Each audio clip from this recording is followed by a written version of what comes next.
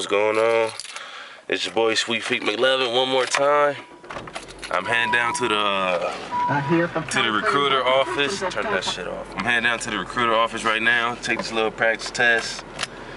Yeah, I'm gonna see what's up with it. Shit, I get to go back to work today. Been sick for like 2 days now. Well, I've been sick for like a couple of weeks, but I got 2 days off because the doctor told me not to go back. And you can probably hear it in my voice that my voice sounds a whole lot better. I probably look a lot better because I feel better, I smell better, so I just feel good, you know, feel better. So yeah, I'm just talking out my ass right now, but I'm about to take this test, see how it goes. I gotta score at least, what, a 30, I think, on a practice test. I think that's how it is, but hopefully, I've been studying, I've been reading. The fucking shittiest part about the practice test is the word knowledge, and that shit fucking sucks because I fuck up every time on it, and I know it. But yeah, I'm gonna holler at you later, player.